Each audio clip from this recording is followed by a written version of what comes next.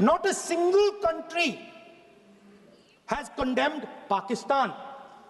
Everybody has condemned terrorism. What does it mean?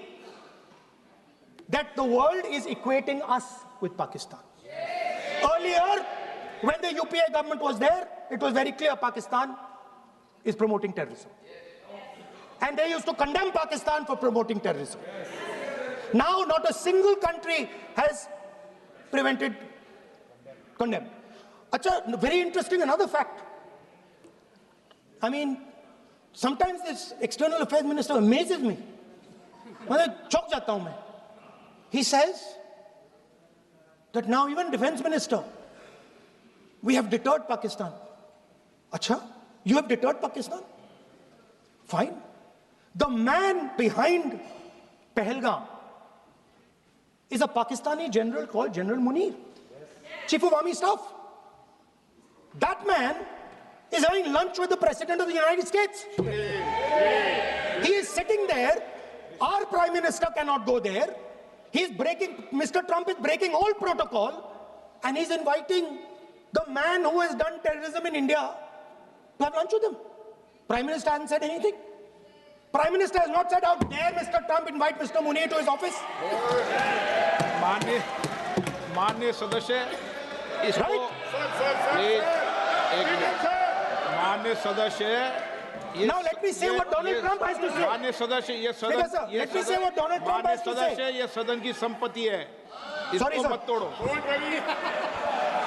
Sorry sir, गलती हो गई.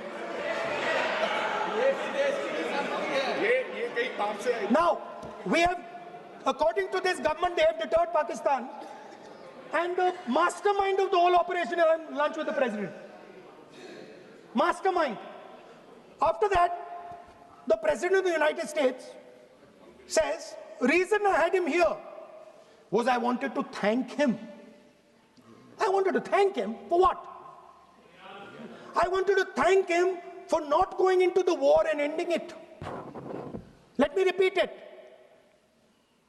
The reason I had him here for lunch was I wanted to thank him, the man who carried out Pahalgam. I wanted to thank him for not going into the war and ending it. Very safe. Now,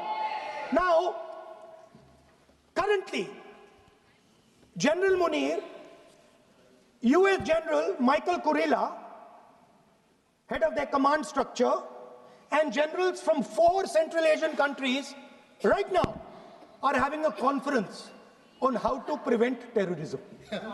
Right now. So while these people are running around telling the world that Pakistan has done terrorism, the United States is having lunch with the man and organizing and trying to figure out how he can help them fight terrorism. I mean, which planet is the foreign minister sitting on? Like, please come down. I don't know where you are. Come down. You have flown off somewhere. Right? The second thing, new normal. New normal is the chief architect of Pahalgam is having lunch with the President of the United States. New normal. Now there's another new normal. There's another new normal. Fantastic idea. I don't know whose it was. At the end of the operation, by the way, the operation is still going on. They have declared victory, but it's still going on. Right? At the end of the exercise, they say, the government of India says, any act of terror is an act of war. Now, do you understand what this statement is saying? What this statement is saying is that any terrorist now who wants to make India fight a war has just got to do one attack in India. मतलब आपने पूरी की पूरी power आतंकवादियों को उठा के दे दी कि भैया आपको युद्ध चाहिए ना, आप एक अटैक कर दो, युद्ध हो जाएगा. It's craziness. You have taken the entire idea of deterrence and turned it upside down. Right? So today, no, 1 second, you're laughing. Tell me something. The next terror attack that happens, what will you do? What will you do? You'll attack Pakistan again? So now, the moment They know that you're going to attack Pakistan. They just have to do a terror attack and they know you're going. So, this government is clueless even about what deterrence means. Right? This government is clueless about what political will means. This government is clueless about what it means to let the Army, Air Force, Navy fight. That's the reality of the situation. Now, I said in this house, standing right here, about 3-4 months back, and they laughed at me. They laughed at me. I said that please understand that India's biggest foreign policy challenge has been to keep Pakistan and China separate. And I said here that I am sad to say that you have destroyed the single biggest, most important goal of Indian foreign policy. China and Pakistan are fused like this. Okay? Now let me tell you what that means. Well, let me tell you what that means. It means, sir, अगर आप समझना चाहते हैं मैं समझा दूंगा थोड़ी देर बाद. प्लीज समझा दूंगा सर. प्लीज आप समझा दूंगा तो बैठ जाएंगे sir. Don't worry, I am ready to do it.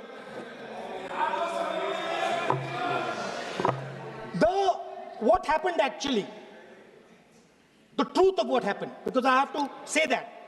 What happened is that the government of India thought they were fighting Pakistan.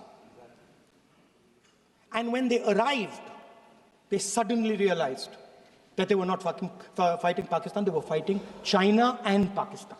Yes. Meaning that the Pakistani army was attached. Pakistani Air Force was attached to the Chinese Air Force. And not only that, the doctrine of the Pakistani Air Force was completely changed. The information available to the Pakistani Air Force was completely changed. And the Chinese were feeding information, critical battlefield information, satellite information, targeting information to the Pakistanis. And if you don't believe me, one second. If you don't believe me, General Rahul Singh,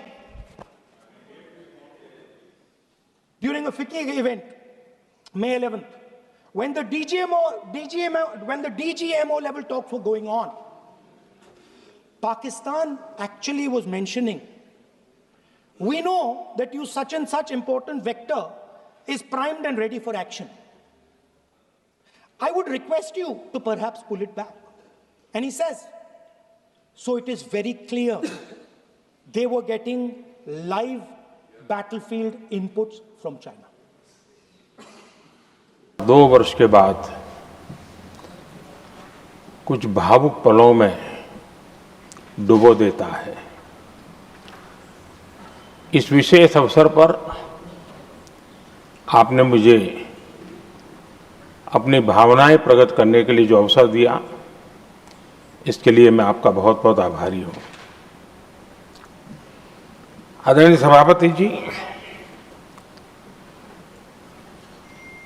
सदन के अंदर अनेक विषयों पर चर्चाएं होती हैं। हर किसी का बहुत ही महत्वपूर्ण योगदान होता है। कुछ खट्टे मीठे अनुभव भी रहते हैं, लेकिन आज जब ऐसा अवसर आता है तो स्वाभाविक रूप से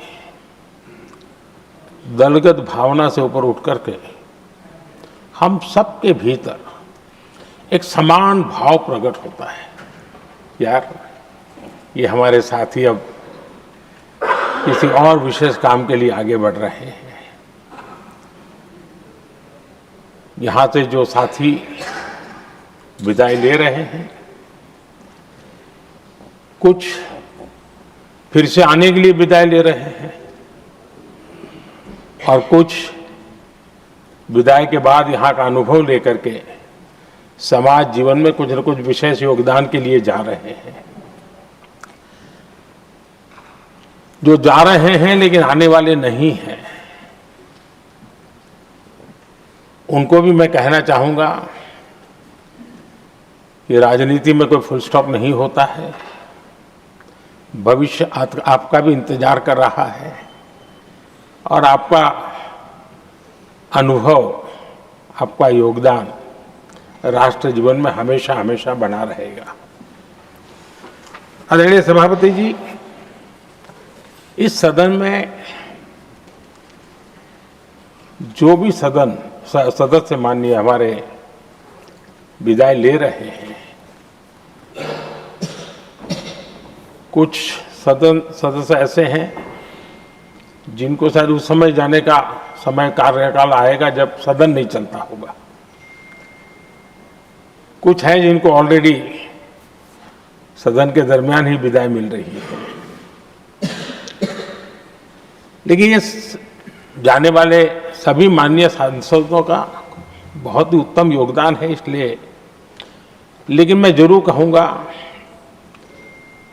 आदरणीय देवगौड़ा जी, आदरणीय खड़गे जी, आदरणीय शरद पवार जी, ये ऐसे वरिष्ठ लोग हैं जिनके जीवन का आधे से अधिक उम्र संसदीय कार्य प्रणाली में गई है और इतने लंबे अनुभव के बाद भी सभी नए सांसदों ने सीखना चाहिए वैसे समर्पित भाव से सदन में आना, जो भी हमसे उनसे बन सकता है उतना योगदान करना, यानी समाज में से जो जिम्मेवारी मिली है उसके प्रति पूरी तरह समर्पित रहना, ये इन सब वरिष्ठ लोगों से हम जैसे सबको सीखने जैसा है और मैं उनके योगदान की भूरी भूरी सराहना करूंगा, क्योंकि इतना लंबा कार्यकाल छोटा नहीं होता है, बहुत महत्वपूर्ण है। उसी प्रकार से हमारे उपसभापति जी हरिवंश जी विदाई ले रहे हैं। हरिवंश जी को लंबे समय तक इस सदन में अपनी जिम्मेवारी निभाने का अवसर मिला है। बहुत ही मृदुभाषी, सदन को चलाने में सबका विश्वास जीतने का निरंतर जिन्होंने प्रयास किया, और मैंने देखा है कि संकट के समय ज्यादातर उपसभापति के ही जिम्मे आ जाता है कि भाई आप संभाल लेना जरा, तो उनको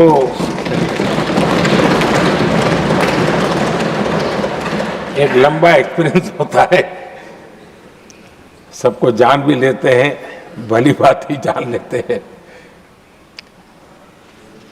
लेकिन उनका भी योगदान। और जब भी, और मैंने देखा कि जब सदन का समय नहीं होता है तो देश के कोने में कहीं न कहीं वो यूथ के साथ मिलना जुलना, देश की परिस्थितियों के संबंध में उनको अवगत कराना,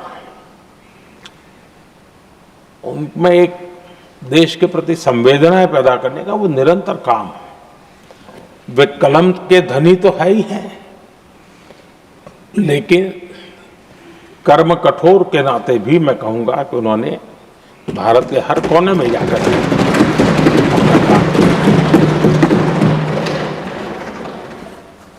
आदरणीय सभापति जी, कभी कभी किसी समय हम सुनते थे कि सदन में बहुत ही हास्य विनोद व्यंग्य का अवसर मिलता रहता है। इन दिनों शायद धीरे धीरे कम होता जा रहा है, क्योंकि 24/7 मीडिया की दुनिया ऐसी है कि हर कोई कॉन्शियस रहता है। लेकिन हमारे आठवले जी हैं जी, सदाबहार है।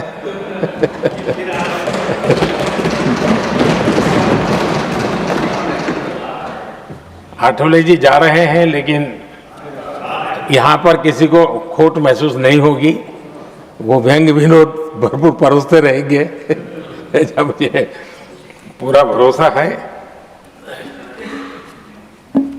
आदरणीय सभापति जी, सदन में से हर 2 साल के अंतराल के बाद एक बड़ा समूह हमारे बीच से जाता है, लेकिन ये ऐसी व्यवस्था है कि जो नया समूह आता है उनको बाकी जो लंबे समय से 4 साल से बैठे हुए साथी हैं, अनुभव है, नए लोगों को तुरंत उनसे कुछ न कुछ सीखने का अवसर मिलता है। और इसलिए एक प्रकार से यहाँ की जो विरासत है वो कंटिन्यू प्रोसेस हमेशा रहती है। ये बहुत बड़ा लाभ होता है। मुझे पक्का विश्वास है कि जिनको इस बार जाना नहीं है वो भी जो नए माननीय सांसद आएंगे उनको उनके अनुभव का लाभ मिलेगा और उनका योगदान भी सदन को और समृद्ध करेगा, ऐसा मेरा पूरा विश्वास है। आदरणीय सभापति जी, हम लोग जानते हैं कि जीवन में या सार्वजनिक जीवन में जब भी कोई महत्वपूर्ण निर्णय करना होता है तो परिवार के लोग बैठ करके मन बना लेते हैं कि ऐसा करना है, लेकिन फिर भी कहते हैं अरे ऐसा करो, उनसे जरा पूछ लीजिए, एक सेकंड ओपिनियन ले लीजिए किसी वरिष्ठ से। और घर में वरिष्ठ नहीं तो कहेंगे मोहल्ले में देखो भाई वो काफी अनुभवी है, जरा उनसे पूछ लो एक बार उनका मन क्या करता है। अगर कोई बीमार है तो भी कहते हैं यार ऐसा करो भाई, एक और डॉक्टर से जरा ओपिनियन ले लो। सेकंड ओपिनियन का बहुत महत्व होता है। मैं समझता हूँ हमारी संसदीय प्रणाली में इस सेकंड ओपिनियन की बहुत बड़ी ताकत रही है। एक सदन में कुछ निर्णय होता है, दूसरे सदन में फिर आता है सेकंड ओपिनियन के लिए। अगर इस सदन में होता है तो उस सदन में जाता है सेकंड ओपिनियन के लिए। और ये सेकंड ओपिनियन उस सारी बहस को, उस सारे निर्णय प्रक्रिया को एक बहुत बड़ा नया आयाम दे देती है। और वो मैं समझता हूं कि हमारी निर्णय प्रक्रिया को समृद्ध करती है। तो इसलिए सदन में जो माननीय सांसद बैठते हैं उनके लिए एक खुलापन रहता है कि भाई चलो इस सदन में नहीं तो उस सदन में एक अच्छा ओपिनियन नया आएगा, उस सदन में नहीं तो इस सदन में एक नया ओपिनियन आएगा। तो ये सेकंड ओपिनियन ये हमारे लोकतंत्र में एक बहुत बड़ा कंट्रीब्यूशन है, जो जिस विरासत को हमें संभालना हमारे जो माननीय सांसद विदाई ले रहे हैं उनका तो योगदान रहा ही है। और इसके लिए भी मैं उनका साधुवाद करता हूं। आदरणीय सभापति जी, जो हमारे माननीय सांसद विदाई ले रहे हैं, बहुत आने वाले दिनों में तो शायद ये अवसर रहने वाला ही नहीं है, लेकिन ये माननीय सांसद ऐसे हैं कि जिनको पुराने संसद के भवन में भी बैठने का मौका मिला और नए संसद भवन में भी बैठने का मौका मिला। उनको दोनों इमारतों में उनको राष्ट्र के कल्याण के लिए अपना योगदान देने का अवसर मिला है। और उनके कार्यकाल में ही उनको इस नए सदन के निर्माण प्रक्रिया में और नए सदन की निर्णय प्रक्रिया में भी हिस्सा बनने का अवसर मिला है। वो एक विशेष उनके जीवन में याद रहेगी, नई स्मृति रहेगी। आदरणीय सभापति जी, मैं सभी माननीय सांसदों के, और मैं मानता हूं कि ये सदन अपने आप में एक बहुत बड़ी ओपन यूनिवर्सिटी है। राष्ट्र जीवन की कई बारीकियों से परिचित होने का अवसर सदन में प्राप्त होता है। एक प्रकार से हमारी यहां शिक्षा भी होती है, हमारी दीक्षा भी होती है। ये 6 साल यहां जो रहने का अवसर मिलता है वो जीवन को घड़ने का, राष्ट्र जीवन के घड़तर में योगदान का तो महत्व है ही है, क्योंकि निर्णय प्रक्रिया का हिस्सा है, लेकिन स्वयं के जीवन को घड़ने का भी एक अमूल्य अवसर होता है। और इसलिए जब माननीय सांसद यहां आते हैं उस समय की उनकी जो भी सोच समझ और क्षमता है, जब जाते हैं तो अनेक गुना वो बढ़ती है, उसका विस्तार होता है, अनुभव की एक बहुत बड़ी ताकत होती है। अब तब जाकर के जाने के बाद राष्ट्र जीवन का उनका निरंतर योगदान बना रहे हैं। वे अपने तरीके से व्यवस्था के तहत हो सकते हैं, व्यवस्था के तहत न हो सके, लेकिन उनका अमूल्य योगदान मिलता ही रहे राष्ट्र जीवन के निर्माण में। उनका अनुभव हमेशा हमेशा उपयोगी हो, ये मेरी उन सभी माननीय सांसदों को मेरी शुभकामनाएं हैं। और मैं फिर से एक बार सभी माननीय सांसदों के योगदान का गौरवगान करता हूं, साधुवाद करता हूं। बहुत बहुत धन्यवाद।